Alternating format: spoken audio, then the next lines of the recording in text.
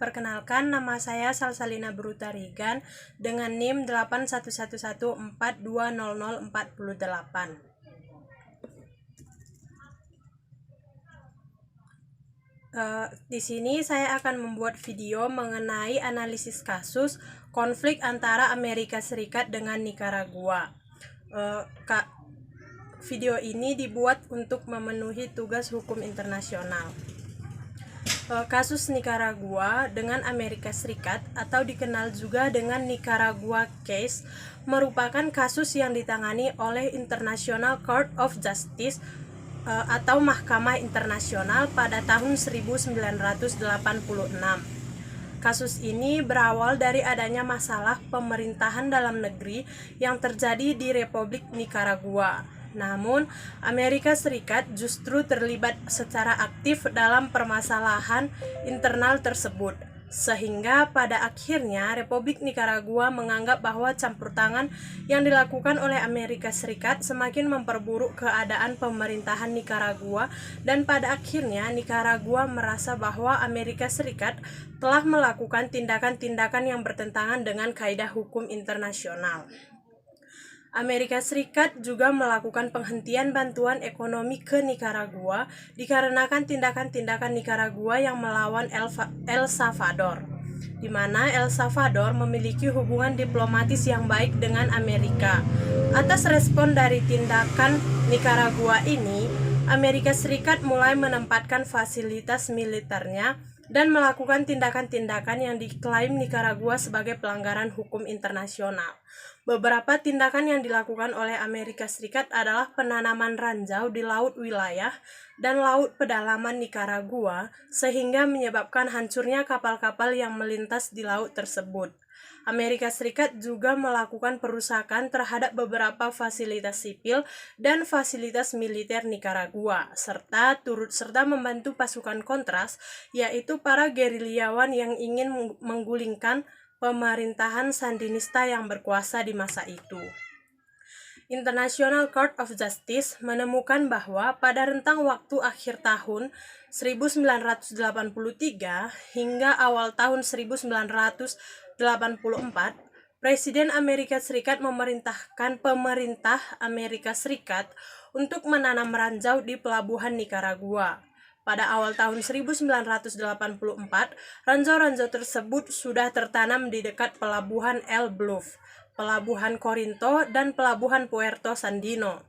Pelabuhan-pelabuhan tersebut berada dalam teritorial Republik Nikaragua. Sebelum menanam ranjau tersebut, Amerika Serikat memperingatkan kepada masyarakat dan perusahaan-perusahaan pengangkutan internasional akan adanya ranjau di wilayah tersebut yang dapat menyebabkan kerusakan yang diakibatkan oleh ledakan ranjau tersebut.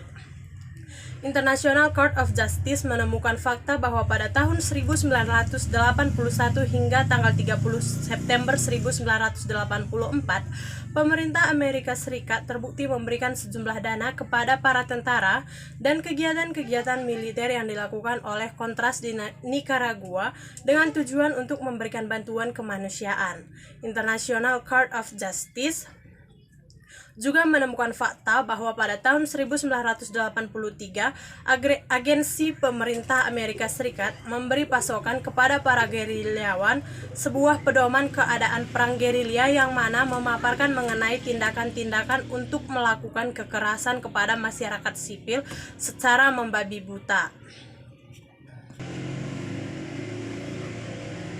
Segala bentuk partisipasi Amerika Serikat yang sudah disebutkan tanpa bukti lebih lanjut bahwa Amerika Serikat terbukti mengontrol atau melakukan tindakan perbuatan jahat yang bertentangan dengan hak asasi manusia dan hukum perang sebagaimana yang didalilkan oleh negara penggugat, yaitu Nikaragua.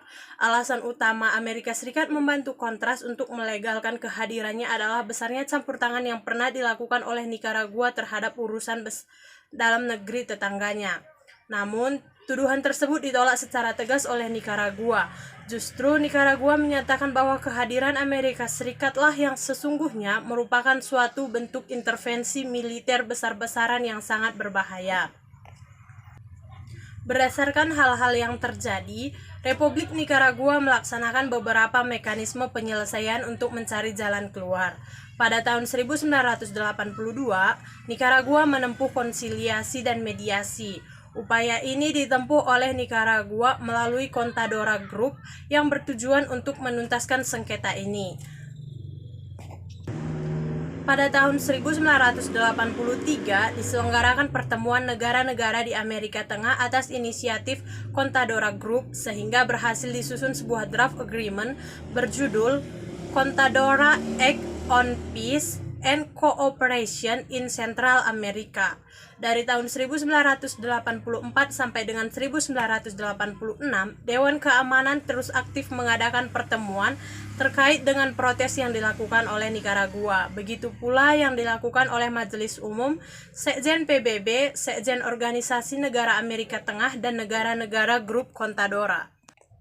Ketidakberhasilan dari segala upaya ini menyebabkan Nikaragua memutuskan untuk mengajukan permohonan penyelesaian sengketanya ke Mahkamah Internasional pada tahun 1986. Sengketa ini diproses oleh Mahkamah Internasional berdasarkan yurisdiksinya sesuai dengan pasal 36 ayat 1 Statuta Mahkamah Internasional bahwa Mahkamah Internasional berwenang untuk menangani semua perkara yang diajukan terutama yang ditentukan dalam piagam PBB. Dalam tuntutannya, Nikaragua menyatakan beberapa hal, yaitu Amerika Serikat telah melanggar kewajiban dalam hukum internasional bahkan tetap melanjutkan pelanggarannya. Menyatakan bahwa pelanggaran yang dilakukan oleh Amerika Serikat telah mengakibatkan kerugian pada pihak Nikaragua. Berdasarkan putusan Mahkamah Internasional, bahwasanya pengajuan Nikaragua berdasarkan pada pasal 36 ayat 2 dan ayat 5 Statuta Mahkamah Internasional diterima. Perbandingan suaranya adalah 11:5 suara. Mahkamah Internasional juga menerima pengajuan Nikaragua berdasarkan Treaty of Friendship, Commerce and Navigation 1956 dengan suara 14:2. Mahkamah Internasional juga menyatakan memiliki yurisdiksi untuk menangani kasus ini dengan perbandingan suara 15:1 suara. Dan berdasarkan suara mutlak, Mahkamah Internasional menyatakan pengajuan Nikaragua dapat diterima. Dalam kasus ini, hukum kebiasaan internasional dan perjanjian internasional yang melindungi kepentingan dari suatu negara telah dilanggar kepentingannya oleh negara lain yang merupakan negara dari anggota perjanjian tersebut.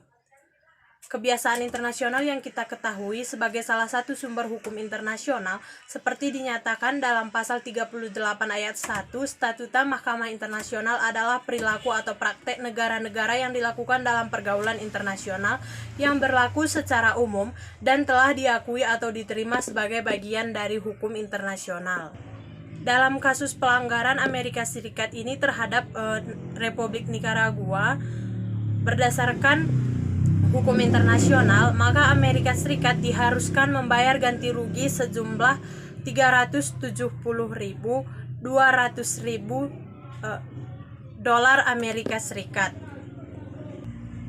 Karena jika dikaitkan dengan prinsip self-defense, Amerika Serikat dalam menggunakan kekuatannya kepada Nikaragua tidak sedang dalam keadaan membela diri karena sedang diserang, sehingga penggunaan kekuatan oleh Amerika Serikat merupakan sesuatu yang lebih menjurus kepada kepentingan politik Amerika Serikat dan sekutunya semata.